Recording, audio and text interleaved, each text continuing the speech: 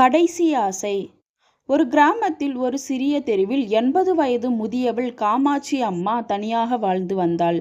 அவளது ஒரே மகன் அமெரிக்காவில் குடும்பத்துடன் வசித்தான். வருடத்துக்கு ஒரு முறைதான் அழைப்பு வரும். அம்மா, கவலைப்படாதீர்கள், பணம் அனுப்புகிறேன் என்று சொல்லிவிடுவான். அன்று காலை காமாட்சி அம்மா வழக்கம் போல் கோவில் சென்றுவிட்டு வீடு திரும்பினாள். வாசலில் ஒரு புதிய கார் நின்று கொண்டிருந்தது. உள்ளே நுழைந்ததும் அவளது மகன் முரளி, மருமகள் ராணி, பேரன் சூர்யா நின்று கொண்டிருந்தார்கள். அம்மா, உங்களை எங்களுடன் அமெரிக்கா அழைத்து செல்ல வந்தோம் என்றான் முரளி.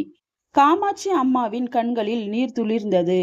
ஆனால் 3 நாட்களுக்கு பிறகு மருத்துவமனையில் காமாட்சி அம்மாவுக்கு டெஸ்ட் ரிசல்ட் வந்தது. உங்களுக்கு கடைசி நிலை கல்லீரல் புற்றுநோய் இருக்கின்றது. 3 மாதங்கள் தான் உயிர் என்றார் டாக்டர். மருமகள் ராணி உடனே கணக்கு பார்த்தால், அம்மாவை அமெரிக்கா அழைத்து செல்வதற்காக மெடிக்கல் இன்சூரன்ஸ் கிட்டத்தட்ட 20 லட்சம் ஆகும் என்றாள். அது எங்களுக்கு சாத்தியமில்லை என்றான். அன்று இரவு முரளி தனது அறையில் இருந்தான். அவனது மொபைல் ரிங் அடித்தது.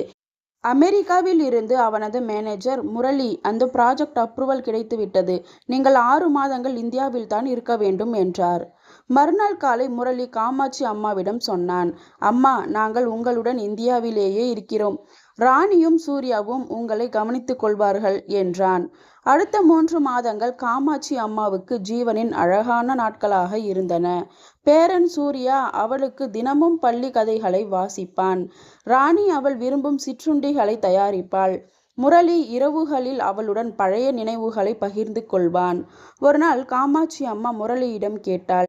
மகனே, இந்த 3 மாதமாக நீ என் குழந்தை பருவத்து சாப்பாடு, பள்ளி கதைகள் எல்லாம் ஏன் செய்கிறாய் என்று கேட்டாள். முரளி கண்ணீர் மல்க, அம்மா, நான் சிறு பிள்ளையாக இருந்தபொழுது நீங்கள் எனக்கு செய்ததை இப்பொழுது நான் உங்களுக்கு செய்கிறேன். கடைசி நாளில் காமாட்சி அம்மா அனைவரையும் அருகில் அழைத்தாள்.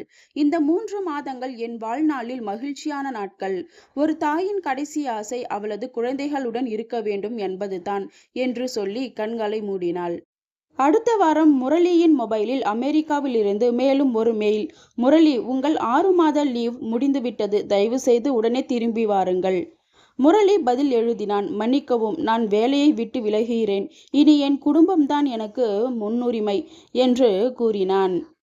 நீதி. பணமும் பதவியும் வாழ்நாளில் வரும். ஆனால் தாயின் அன்பும் குடும்ப நேரங்களும் மீண்டும் கிடைக்காது. இதே போல் சூப்பரான ஸ்டோரிஸ் கேட்கணுமா? அப்போ என்னோட சேனலை சப்ஸ்கிரைப் பண்ணிக்கோங்க. அடுத்த ஸ்டோரியில் சந்திக்கலாம். பாய்.